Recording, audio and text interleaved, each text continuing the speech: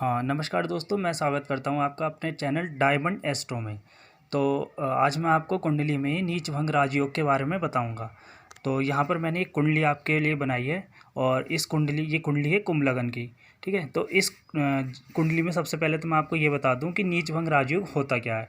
जब कोई ग्रह नीच का होकर बैठा होता है तो वो हमें अच्छा फल नहीं देता है। लेकिन जब अगर कुछ सूत्र ऐसे हम लोग अप्लाई करते हैं कि अगर वो कंडीशन आ जाती है तो नीच भंग राजयोग बन जाता है, जिसकी वजह से वो ग्रह आपको बहुत ज़्यादा अच्छे फल देने के लिए बाध्य हो जाता है।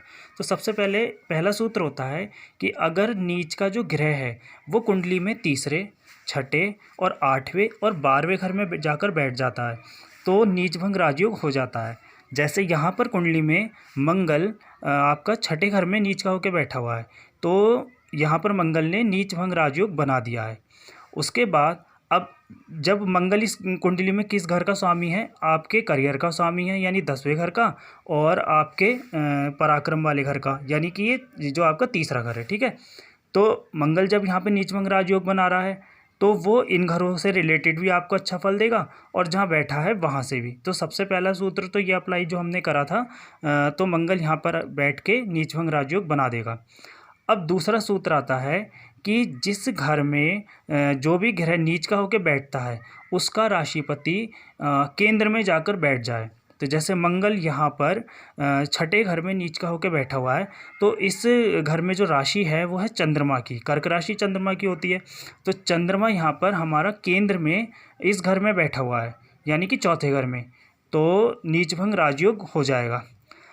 उसके बाद तीसरा सूत्र आपका लगता है कि अगर जो भी ग्रह जिस घर में भी नीच का होकर बैठता है, जैसे यहाँ मंगल बैठा हुआ है, तो उसका राशिपति उसको पूर्ण दृष्टि से देख रहा हो, यानी अगर चंद्रमा यहाँ 12वें घर में जाकर बैठ जाएं और वो मंगल को सीधी दृष्टि से देखेंगे तो यहाँ पर नीच भंग राजयोग हो जाएगा।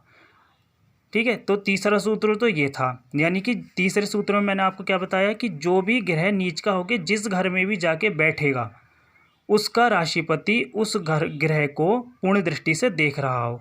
जैसे मैं एक और एग्जाम्पल देता हूँ, मान लेते हैं चंद्रमा यहाँ पर नीच के होके बैठते तो इस घर का राशिपति है मंगल, मंगल यहाँ बैठकर चंद्रमा को देखते तो नीच भंग राजयोग हो जाता।